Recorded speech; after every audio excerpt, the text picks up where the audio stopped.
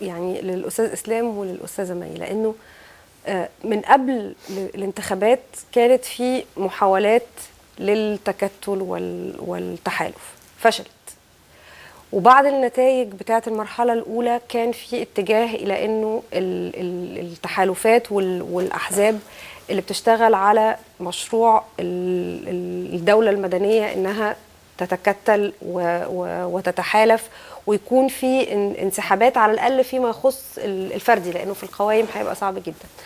ونزلت قوائم من المفترض أنه متفق عليها، بس على ما يبدو أنه تحالف الثورة مستمرة، يعني يا إما انسحب من الاتفاق ده أو ما دخلش فيه. والدليل أنه الأستاذة مي والأستاذ إسلام نازلين قصاد بعض في نفس الدايرة.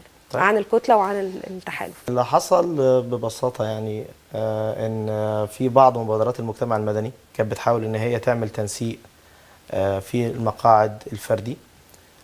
في مندوب يعني عن تحالف الثورة مستمرة في اللجنة التنسيقية راح حضر الاجتماع، وهو ببساطة قال احنا يا جماعة مش هنقدر نوعد اي حد دلوقتي بأي حاجة، لا هنقدر نقول اسامي نعلنها او ما نعلنهاش غير لما نتأكد ان المرشحين اللي هنعتذر لهم او اللي هندعمهم بينطبق عليهم المعايير اللي احنا حاطينها، والمعايير اللي احنا بنتكلم فيها برضو ان احنا ما نكونش بنكرس حالة استقطاب، وان احنا اكيد مش هندعم حد فلول او حد مارس افساد سياسي او مالي تجاه الشعب المصري.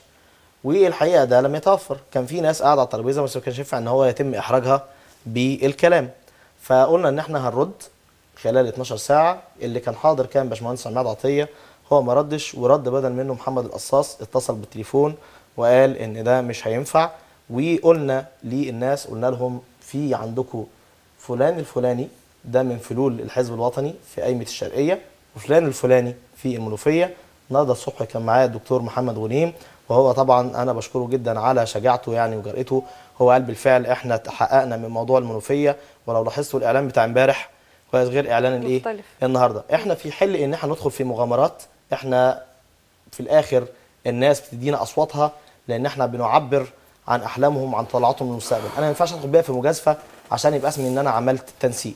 لو الضمانات كانت موجوده واتحققت ما كانش هيبقى فيه مشكله، تمام. وفي الاخر برضو انا باكد ان احنا من الاول الثوره مستمره لما اتشكلت لان كل اعضاء التحالف دون هم كانوا رافضين الاسلوب اللي البلد بتتجر ليه، ان احنا يبقى فيه تحالف بيطلق عليه اسلامي، بيوصف ان هو تحالف اسلامي رغم ان هو تحالف سياسي، وتحالف تاني بيطلق عليه في الشارع ان هو تحالف علماني رغم انه برضه تحالف سياسي. كويس، دي حاله استقطاب حاده احنا كنا رافضينها. فاحنا قلنا ان احنا التحالف ده هيبقى قائم على تحقيق مطالب الثوره وفقط، وبعد كده نبقى نتكلم. الحاجه الثانيه ان احنا كنا عايزين ان التحالف ده يبقى زيرو فلول، وده الحمد لله احنا ناجحين فيه حتى هذه اللحظه.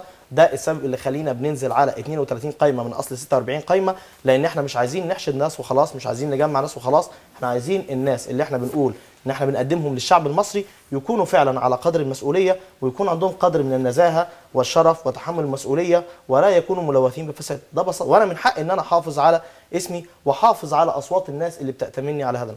فهو الموضوع كان ليه علاقه بالاحتياطات. وعلى فكره في يعني زمايلنا في الكتله المصريه، انا بقول لك النهارده دكتور محمد انا بشكره على شجاعته لان هو بالفعل خد خطوه، ولكن هو خد الخطوه ولكن كان برضه سبقها ان الاعلان نزل عليه اللوجو الثوره مستمره، وان في تحالف، وان احنا نسقنا، وده ما كانش تم. يعني احنا كان اعتراضنا ان احنا لما نتفق بشكل نهائي نبقى نعلن للناس.